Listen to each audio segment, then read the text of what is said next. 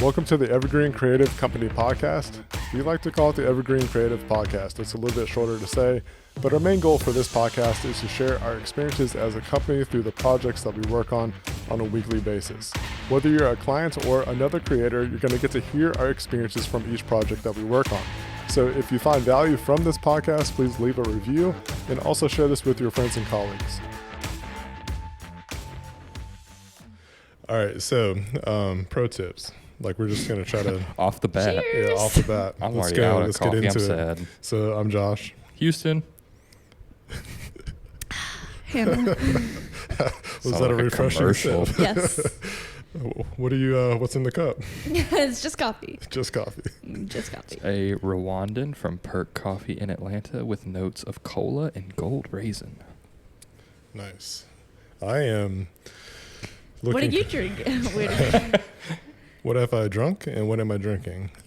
We've already gone over that. So. Yes, we have. But we were, like, just before hitting, like, the record button and stuff, we were talking about movies and stuff. And one of the things, did you see the new trailer for Black Panther?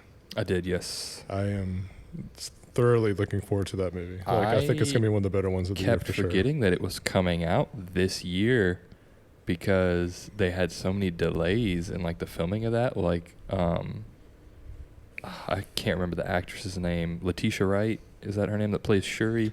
She like got. I'm awful with names, so don't ever ask me. So like an actor's name. the entire set got COVID last year, Mm-hmm. and then the day they came back for filming, like that week, she got in some terrible accident and got injured. So then they had to suspend filming again. So like the fact that they even finished that movie and it's still coming out this year is impressive to me. Well, it's so there's a trend, or I guess trend is the best mass organization, like for the premiere of the movie, that all the audience wears white, and that's like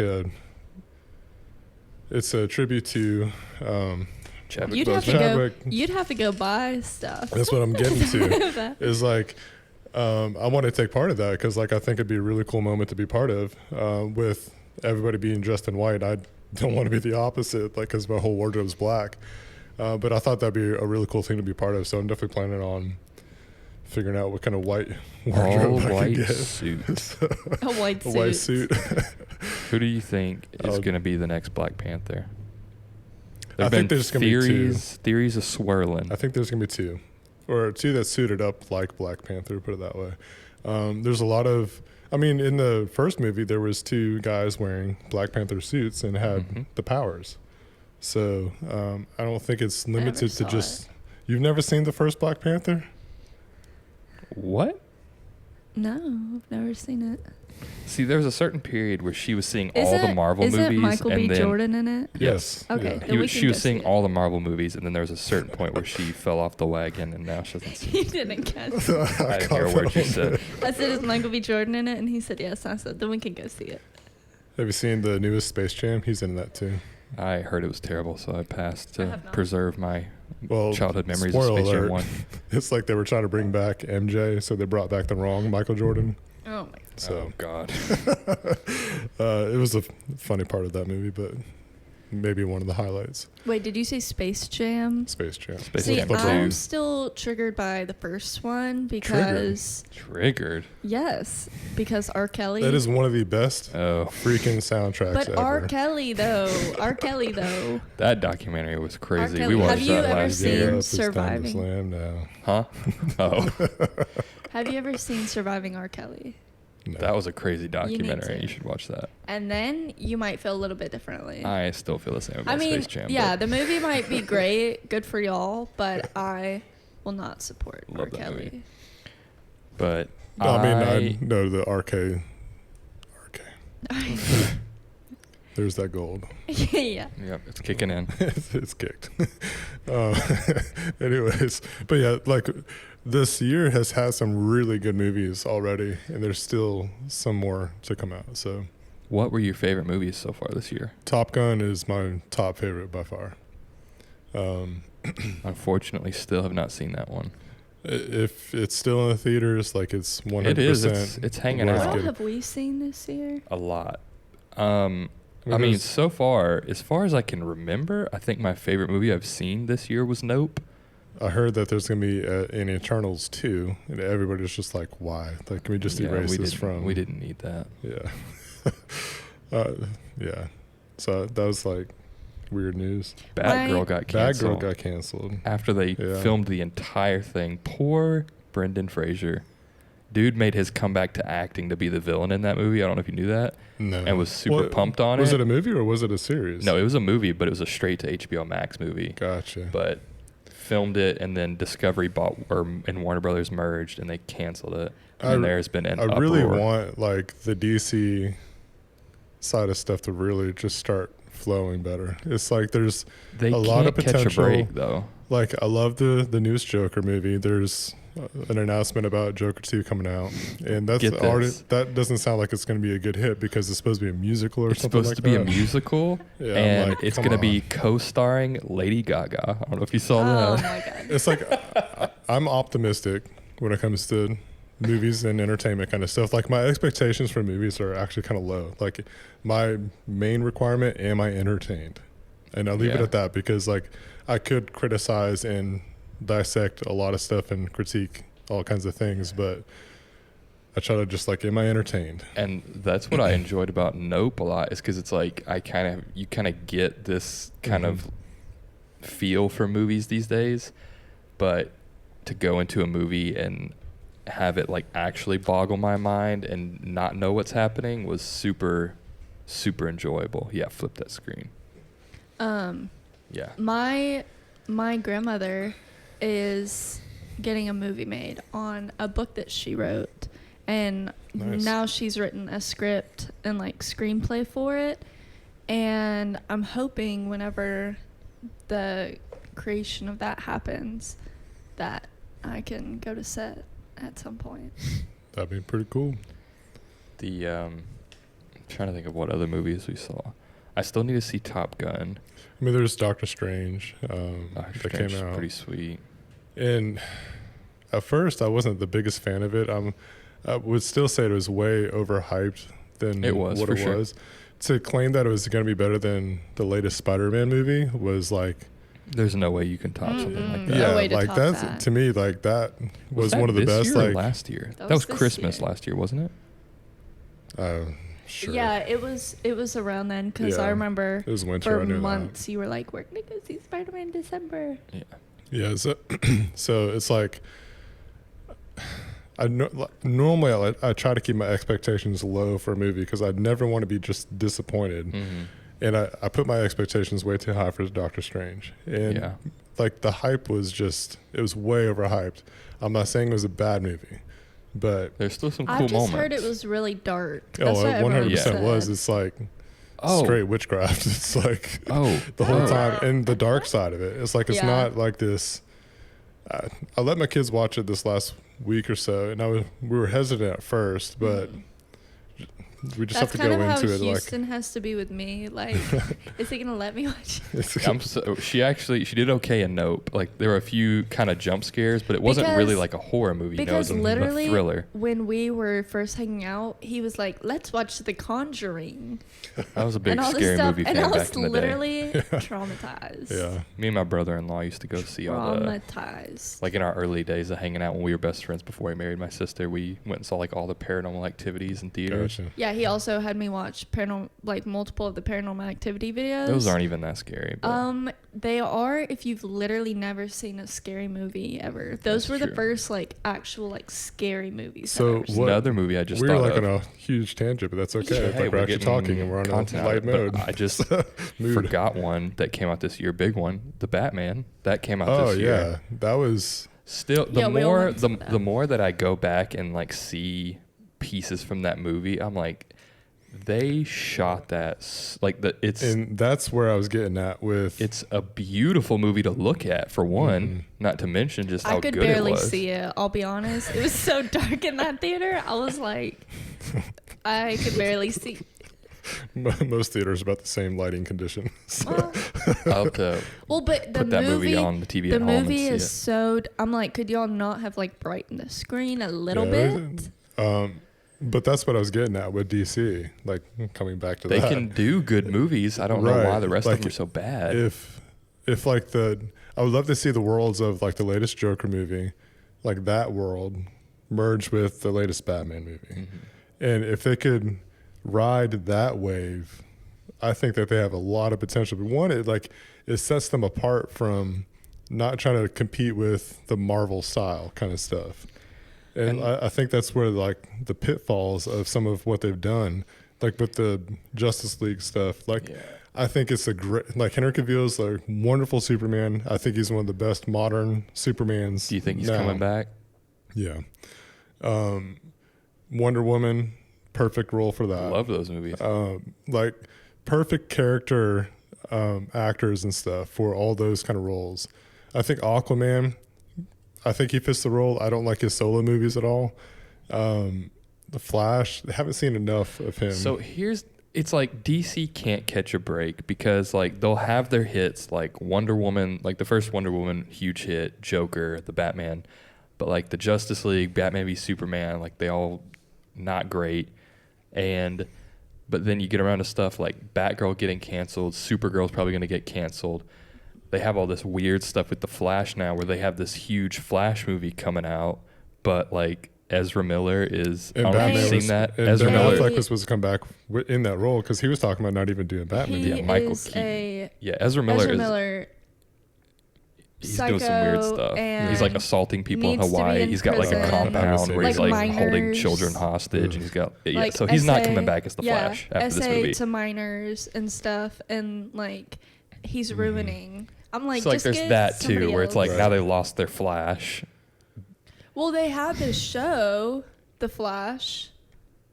Isn't it those over? years ago? Well, yeah. I think they canceled it like mid-season or something. I think that too. I Like watched the whole it in high school, the whole but- CW, like those shows is coming to an end like this year or next year. So it's Something like, that. for the longest time we would watch Flash and Arrow like Yeah, I watched simultaneously, like Arrow. because like the way that you would watch it is like you would stagger the episodes because like the storylines intertwine so much together that like you couldn't just watch one and not the other. Like which was I watched them I both. like that kind of mentality with some of these shows and I watched the first season of The Flash before any of them, and then I tried to watch Arrow, and I literally had 2 episodes left in the first season, and I just couldn't bring myself to finish it. So I I was just watched not a it. fan of those shows. One of the reasons why we stopped watching, like we liked watching it with the kids, but like Joey would just start cussing everywhere. So just like, it was like we were just trying to be observant, like where's he getting this from? And it was from the show. Like once we stopped watching it, like he wouldn't cuss anymore. That's so funny. So I out don't of know. everything else that was cussing in it, like for some reason that stuck out to him. So, and it's like now that Warner Brothers and Discovery have merged, like they come out this week after Batgirl getting canceled, and they say that they have this 10-year plan to do literally exactly what Marvel did, where they're going to have some head figure to kind of bring all the ideas together to lead them to the next like team up movie or whatever. Like I just like I get it. Like they're trying to Marvel had a formula that worked with Disney, but I just want to see them be different. yeah. My parents, every time we watched a show when I was younger that had cussing in it, every time a cuss word would happen, my mom would go, bad. And she literally still did, like, you think it when she still does it. Because like, She's they trying to still want to watch a associate that. show, but like, oh, every time you hear that, bad. Mm-hmm. So she got so used to doing it that now she still does it. She goes, bad. So anyways, on our next segment, Now that we've talked about movies for Megan, 20 how minutes. are you doing? Do not spit that out. Oh my gosh. I just And we will. This shirt is done. I just choked so hard. Why did you do that? Everything was fine until you did that. It's my fault, Alright, everyone. so Okay. Pausing. Pause.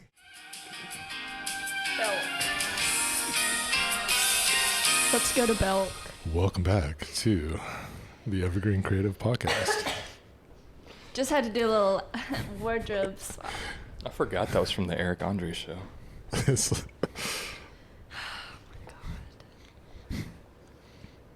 Welcome Welcome back. What a morning. It's been eventful. I can't wait to watch that back. Are we recording? Here's the thing. Okay, yeah, we're going. Yeah, it's recording.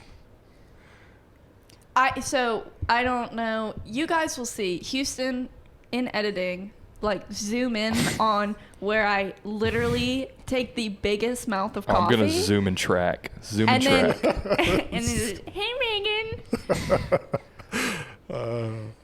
I come to find out we have more than just Megan as a listener. Oh shoot! Ooh. Stepping it up in the world. Kristen Small. Daniel Lukinas. So she's coming at us with a DM on Instagram, calling me out and us out about how if you get a social media marketing degree, it's not just about like the social media side of stuff. It's about targeting audiences, all that kind of stuff. And I was like, you're right. Good job. Are there social media marketing degrees? Oh, yeah. I mean, it's marketing. Yeah. It's been a while since I've been in college, but Basically, and her that's point part was of it, like the but- other side of it was like, yeah, it's not just a complete waste of time kind of thing, which I can agree with. But yeah, Well, I mean, my yeah, I time mean, in The college statement was was very marketing- valuable.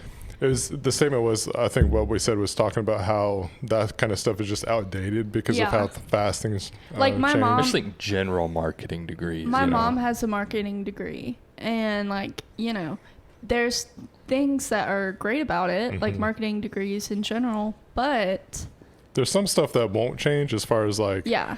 you'll still The always have to fundamentals. like learn your audience. Right. You always have to learn how to target stuff.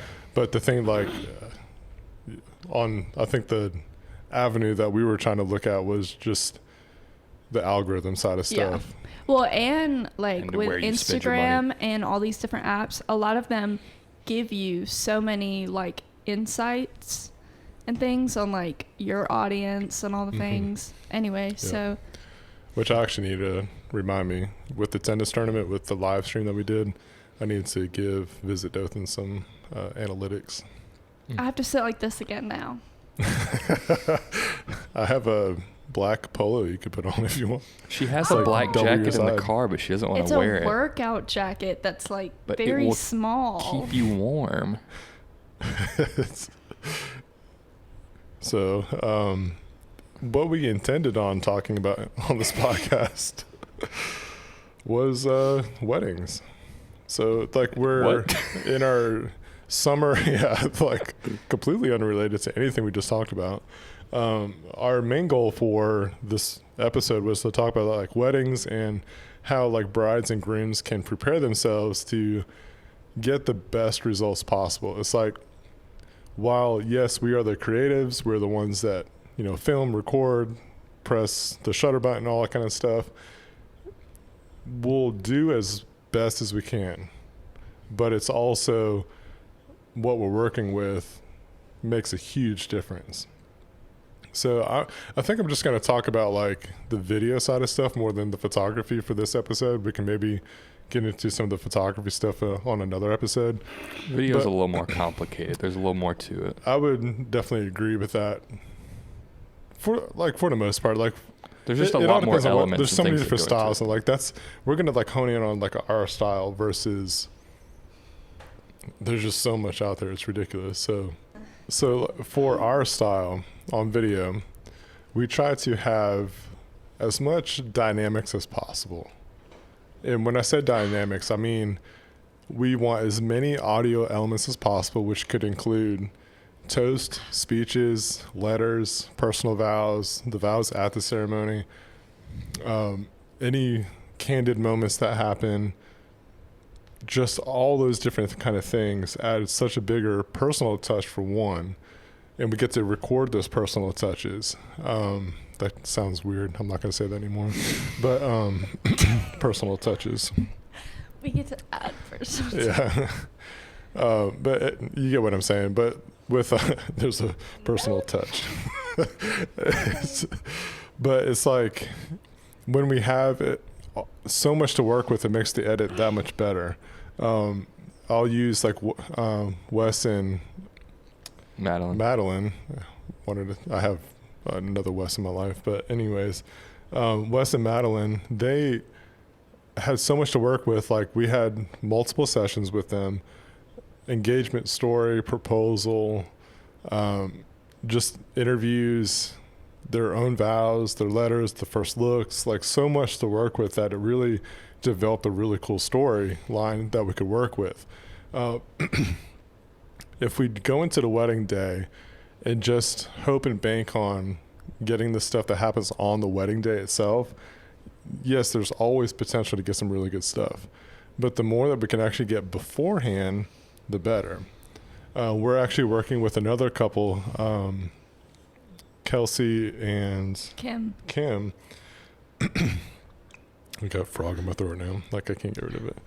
Anyways, Kelsey and Kim, like we're, as a company and as a team, like we're really looking forward to the end result with their stuff because of all the different sessions that we're able to work with them. Like we're working on another one, I think coming up this week. We just got to settle it. I think Friday is when we settled it. But so they're tumblers, gymnasts, and that's where they met, was the gym, like gymnastics kind of stuff.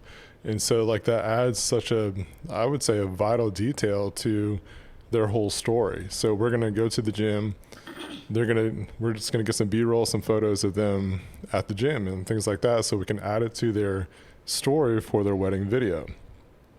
Also, it's like we could use them as example just for like future plans kind of stuff. So we'll just refer to Wes and Madeline and then Kelsey and Kim, because I would say like between those two couples, like it's really like the closest pinnacle that we have to what we can work with, because of one, they're flexible, they're open to ideas, they are listening to what we have come up with. Like if there's even abstract ideas, like they're up for it. And like that makes a big difference. Like when you're a client and then you can give creative freedom to the creatives, like that's music to our ears for one, but also it's like it alleviates a lot of stress on the client too. Like you put the ball in our park, or our court, I should say, and like it gives us like, okay, well, it's not like pressure per se, but it's like, okay, what can we do? Like we're jogging in our minds, like what can we do with this couple? What can we do with this client that could, one, be just a unique experience, but like get the fullest potential possible with how we can tell their story. And so like the future plans that we have with Kelsey and Kim, like one, we did their engagement session and it was a stormy day for one, and they were like, we're up for getting in the rain. Like how many times do you get that kind of opportunity? A cool shoot. So like the photos I thought turned out really good. We got some nice B-roll, and like some of the creative elements that you can do between that kind of stuff is like, I'm thinking about transition points with the short film. They're tumblers, they're dancers in a sense.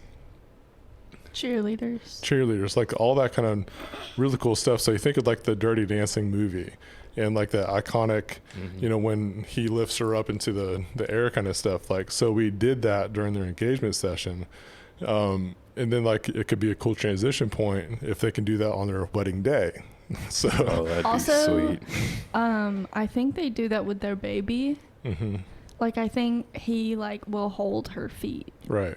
And like, so, I mean, could always add. So yeah, like that's what I'm saying. It's like, so like those personal touches, those, I need to quit saying that because it just sounds weird. Stop saying that. Those personal moments that we can capture that add some like just super good value to not just capturing everything on a wedding day. Like wedding days are awesome, but they're so filled with a lot of different stuff going on. And so it's like it takes the pressure off of getting everything on the wedding day. And you're able to like really incorporate such a cool storyline with just the different looks, the different locations, the different audio elements that we can add to that kind of stuff. And so like that's really where like we come out swinging when we can to try to get the best stuff that we can do. Later this week, we're working with another couple in Mobile. That's a photo video couple that we're working with. And the wedding's going to be in Mobile. I don't know if you've been to Mobile or not, but it's a really cool, a lot of character that's in Mobile. There's the canopy trees. There's really cool historic buildings. The downtown area looks really nice. There's even like military elements that are just kind of cool. You got battleships, you got the ocean, you got beaches, you got ports, like so much to work with. So we'll be like working in and out of those kind of areas. I think Wednesday, Kristen and I are going to take the trip down there to get that kind of stuff. And so, and this is for an engagement session. So it's like, it's just really cool to work with couples that are open to ideas and just the different creative elements that we can incorporate to just the wedding film itself. Versus, like I said, the wedding days are great.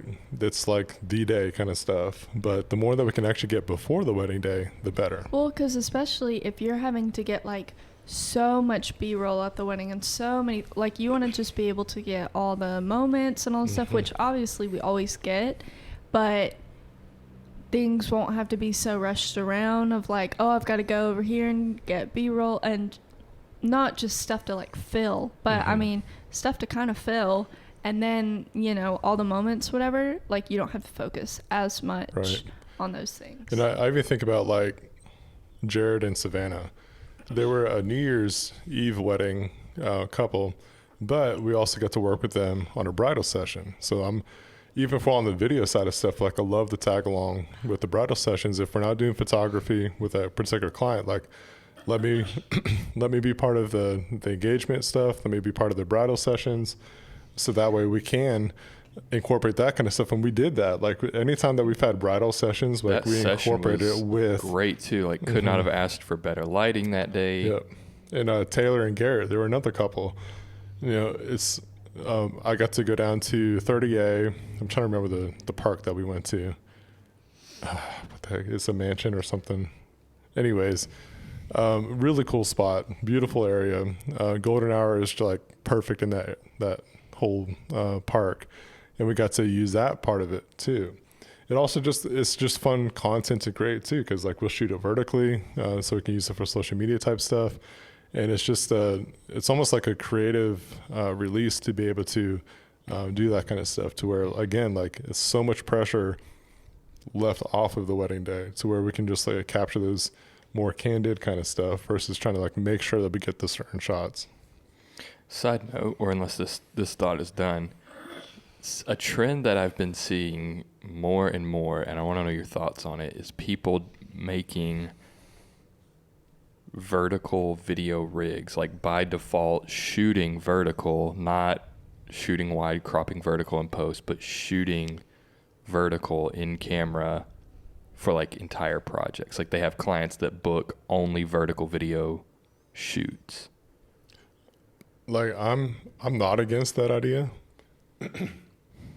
But I would say like if we're going to stay on the wedding subject, there's no way at this point in time that I would, unless if the client like strictly said like we want nothing but vertical. There's no way I'm shooting just vertical. Yeah, I feel like it would depend on the project doing a vertical. Now, like during a wedding day or even during corporate type shoots, like we're both shooting vertical and horizontal kind of stuff, knowing that we want to try to get some social media related type content along with the real shots. Yeah. But how's the push sort of currently, which we know it's TikTok's fault. It's been TikTok's fault for a little while, that we're kind of pushing out the 16:9 format in favor of tall, vertical, scrollable content. Are we doing ourselves a disservice that way?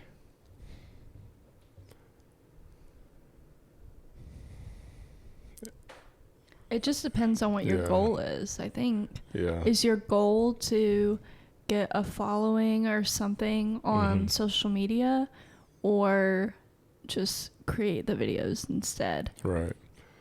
I think Like obviously those 16:9 videos still have their place on like television, website banners, you know, like YouTube, things like that. Is the reality of the fact is like most people watch stuff on a phone or even a tablet. Like if you're going to even go the tablet route, it's still in a vertical format. It's tough. Like it's so, because the quality is so much better if you are going to turn over vertical content, if you shoot it shoot it vertical, because like yes, we shoot 4K with pretty much everything we do, you can crop in and not lose much detail, but it's still not the same. It's because most social media platforms are still default to 1080, I think. Like as max resolution, Right. even if you upload in But 4K. even for our like editing purposes, Yeah. cropping in, not losing detail, kind of stuff like that. Well, and I know we want to get outside of like the Dothan area, but people around here, I feel like none of them would be like, oh, we want like, I feel like most people here are like, oh, we want to watch this video on Facebook, and like we don't, Yeah. you know. Yeah, it's just something I'm seeing more and more in a lot of like just different groups I'm in on like Facebook or Reddit or anything like that, where people are like, this is my vertical rig. Well, Like I have clients asking only for vertical content kind of things. Even for thinking about last week when we were talking about the green grass sod project, we had some really cool drone shots.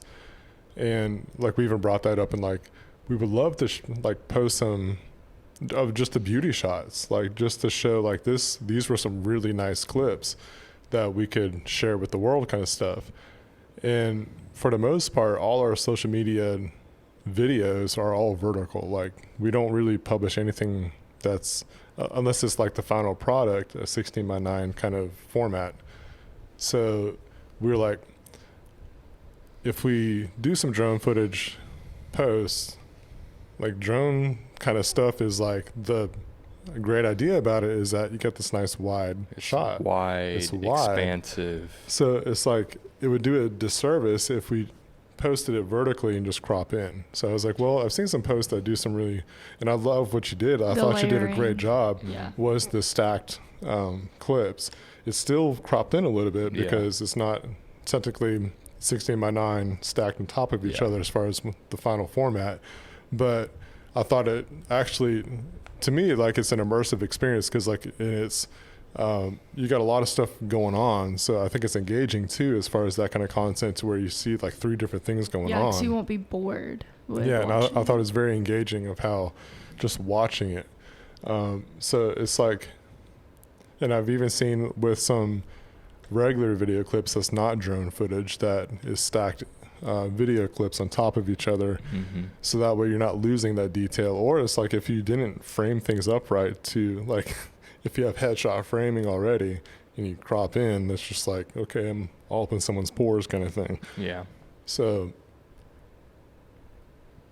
I mean, back to your question, like if the client wants it nothing but vertical, I am fine with that. Like I will do that all day.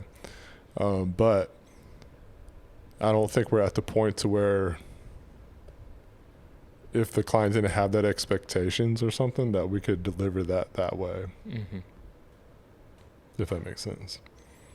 But even like the bridal session, like with Taylor or other ones and stuff, like I was shooting horizontal, so that way knowing that we could potentially use these clips for the short film, but also like I was shooting vertical stuff because I know like I want some like bridal session type stuff for social media.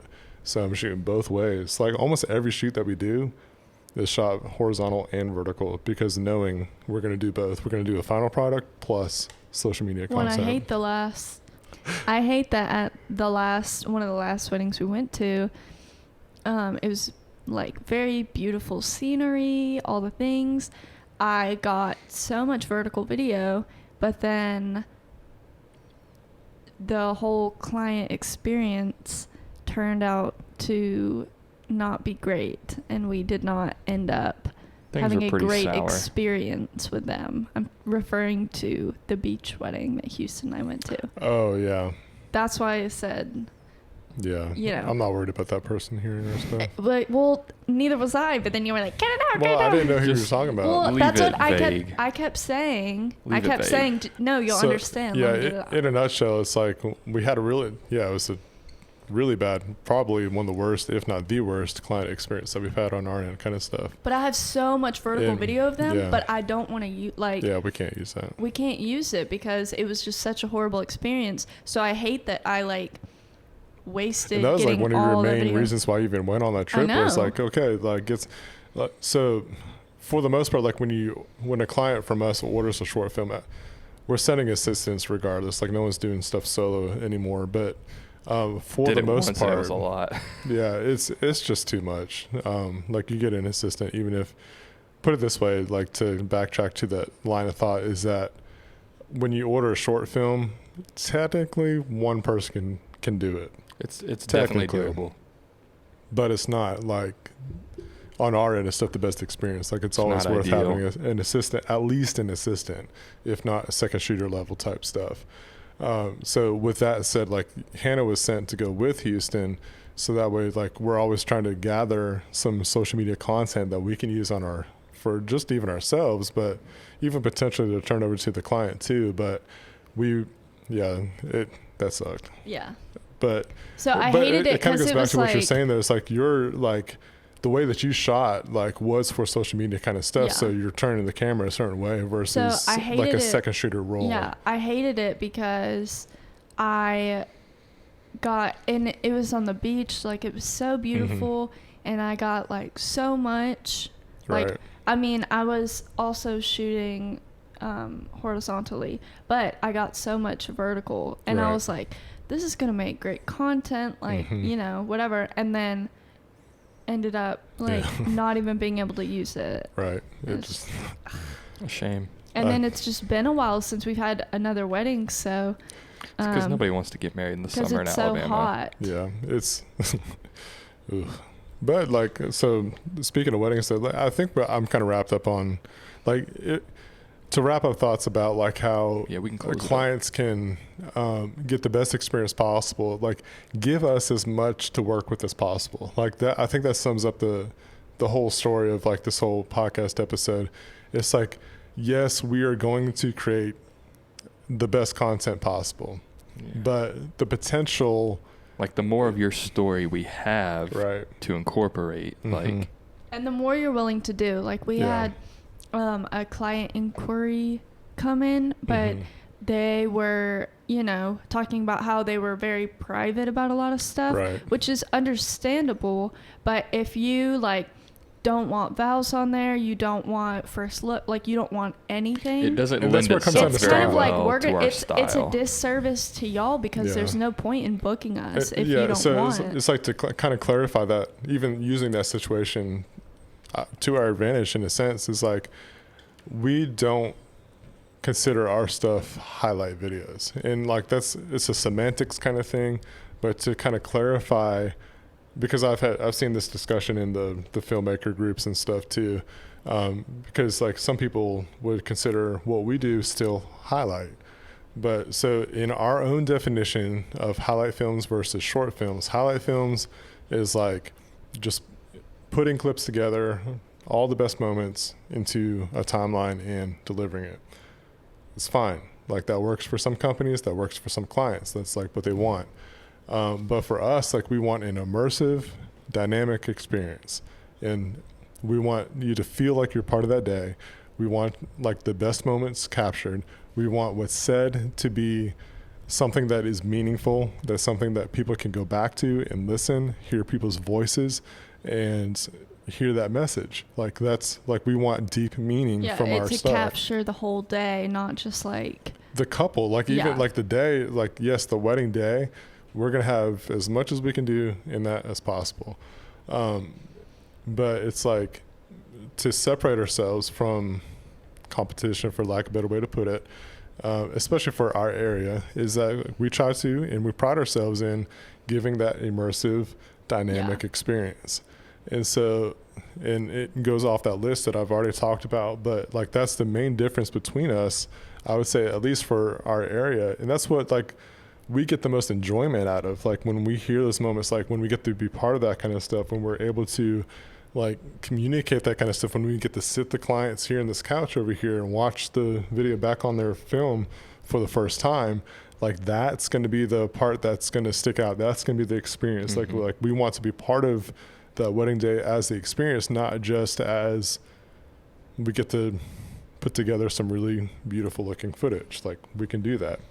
Almost anybody can do that at this point. Yeah. But like we want to be part of the experience. We want that experience to, like I would say Taylor and Garrett, like our number one fans right now. Like I get text messages from them even to this day. It's like, we're going back and looking at our film, or like we watched someone else's film. We're like, we're such a fan of what we got instead of what they got, kind of stuff. And it's just like, when you hear that kind of feedback, it's definitely motivating for one. Yeah, I talked to Megan Ray, will message a lot. And yeah, Megan Ray, she's, again, I'll say we have at least a handful of number one fans, kind of stuff. Also my mom.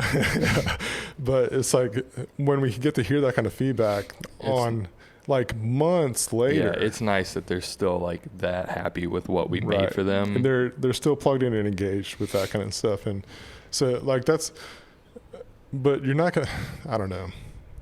I can't speak for anybody else, but it's like when it's just a regular highlight film that's just turned over on social media. Like, I don't think that you get that kind of experience with. You don't. Yeah, so that's what we're trying to do as a company. That's why, like, also, like, we don't treat weddings as like a stepping stone. It's not like the stepping stone to be a future filmmaker kind of thing, or a photographer or whatever. It's like, we actually like weddings. They're overall a good experience, and the clients, for the most part, most of them, like, there's always the outlier. I love you saying for the most part. Like, there's always those outliers and stuff, but like, I would say like 98% of our experience has been wonderful. Like, we've had really good clients to work with, and I think it's because we developed that personality, we developed that identity, in a sense that, like, we're trying to be immersive, we're trying to have a good experience, we're trying to have a good time while we're there, and like, we're becoming like instant friends kind of thing. When a lot of the clients, they're open to whatever, they just want to be told like what direction to go, or what to do, whatever. They're open to whatever because they want a good video. And to wrap up that thought, it's like we do get, I don't know how, the best way to put it, I guess, or lack of a better way to put it, is like, when we get like the inquiry, like, we just want a great video. Okay, so do we. This is what it's going to take to get all that. So, like, go back and listen to all the stuff that we talked about when we started talking about the wedding stuff, at least. That to get a great video, you have to put out. Like, you've got to be able to do the stuff that we suggest.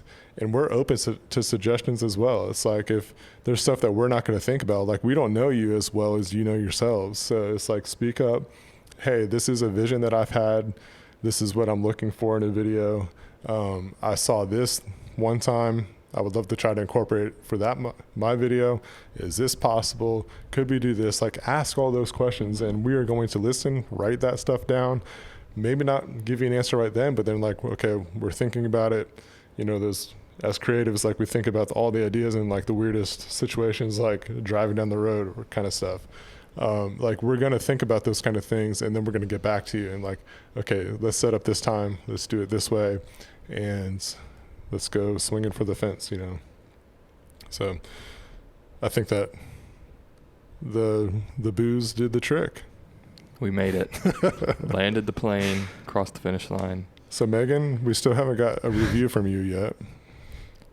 Drop an iTunes review. Danielle, I made sure that you didn't have a gulp of Thank you. anything in your mouth right now. For once. So, yeah, anyways, but speaking of reviews, though, it's like, or shares, like, we need help getting this podcast out to the masses. We take the time to make them because we think it's, one, good content. It's messages that we want to share with our audience, and our audience's clients, and also other creatives. So we want to get these words out, and we have like micro content that could be shared. We got the episodes themselves, but also like leaving reviews and all that kind of stuff will help us out. So on that note, we've got to get on to the next thing. See ya. All right, so that's going to wrap it up for this episode. We appreciate you watching or listening. If you find value from this podcast, please leave a review. It helps rank us up into the podcast algorithms. Also, if you would like to be a guest on the show and share some of your project experiences, let us know, reach out, and we'll be happy to have you on the show, get you scheduled on. If you're a client and want to work on a project with us, there's contact information down below in the video description. We're looking forward to hearing from you and see what your ideas are and see how we can potentially be a fit to make your project happen. Until then, we'll catch you next episode.